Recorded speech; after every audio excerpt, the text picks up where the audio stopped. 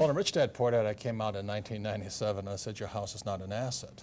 And it drove people nuts. It just went crazy on me because that's a common belief.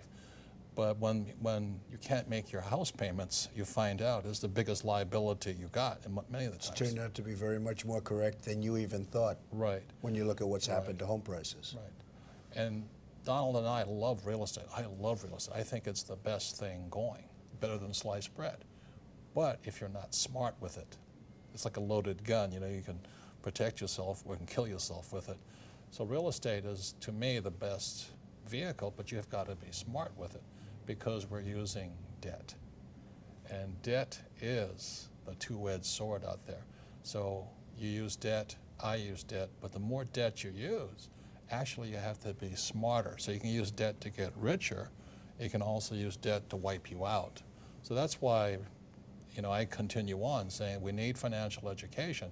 To just say to somebody, get out of debt, well, that's not accurate. You use debt, don't you? Debt is a great thing, and to be big and to be very successful, debt is a very useful weapon. But you have to be very careful. That's correct. So the other thing with when people say live below your means, you don't like to live below your means, do you? No. No. And I think when you say to somebody live below your means, you wipe their spirit out. It's like saying somebody, if you want to lose weight, go on a starvation diet. It doesn't make you healthier to starve yourself. So I would rather get financially educated. That's why I read your books, because I want to, this is my greatest asset. I want to feed my brain so that I can expand my means without getting into excessive debt or where I start to lose. Because debt, like I say, is a two-edged sword. But telling somebody to live below your means is almost inhumane. I never felt good doing it. I wanted to strive to do better every day. I want to do better every day.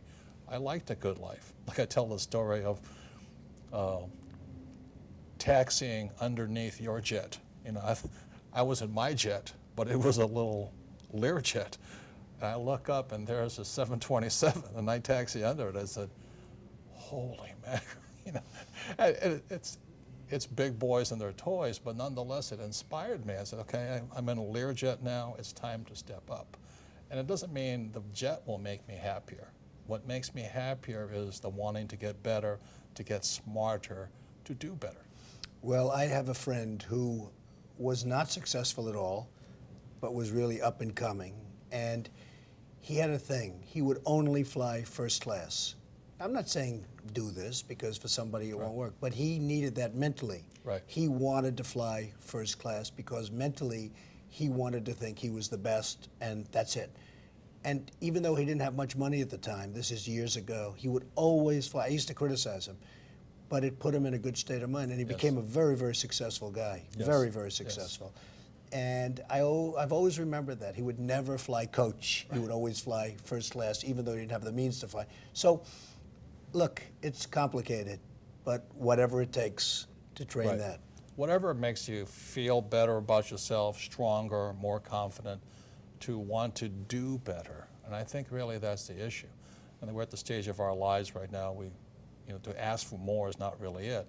But to do better, to feel better about ourselves is still important. It is very important. Right. So that's why I don't like saying live below your means and scrimp and all that, because, shopping is fun. Nice houses are fun. At the same time, you have to be very careful. Yes, but you have to be responsible about it. Correct. Like, when you invited us up to your little duplex up here, whatever they call it, we walked up there, and I've never seen a two-story, entire floor home in New York City. And my wife Kim says, I never really want to live in a condo, but she says, Mr. Trump's house will do. And it is spectacular. You know what I mean? And it's.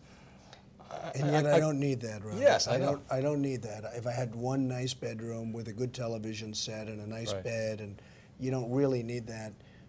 But it was in a building I built, and it was there for the taking, so I figured I might as well do it. And what have I done? Instead of selling the equivalent of 12 or 13 units, I kept them. And by keeping them, I have them. I didn't sell them, and that's okay. And it's become, a very valuable place. So I didn't need that. I don't need it now.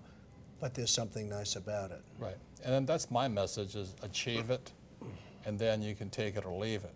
But if you don't achieve it, then it's always something away from you. So again, that's why I'd be redundant about this, living below your means. I don't think that makes your spirit happy. It kills your spirit. Also, if you don't have the financial education, when somebody says your house is an asset or these mutual funds are good or the stock will go up, and you don't know the difference between a good investment and a bad investment, because real estate can be a bad investment, stocks can be a bad investment. If you don't know good investment advice from bad investment advice, then you're going to get taken. This world is not kind, should we say. The hardest thing that I've witnessed over the last year is seeing people that were very hardworking and very conservative that invested in the stocks. And I'm not talking about high-flying stocks. I'm talking about very solid companies. And their net worth is 50% of what it was a year ago, and they haven't done anything wrong. Right. Now, they put their money in stocks, so I guess you could say that's wrong, but it's really not wrong. No. Because historically, that's been okay. Right. So they went into conservative stocks, and a year later, they're worth 50%, and all they've done is worked. And that's the hardest thing I've seen. It's tragedy. The thing that I want to say is this: you can invest in gold and lose money. You can invest in real estate and lose money. You can lose stocks and lose money. You can invest in oil and lose money. You can also make a lot of money in all those things. So really the reason we get together is because your financial intelligence, your financial IQ makes something valuable or not value. Like I said, you have to know a good investment from a bad investment, good advice from bad advice.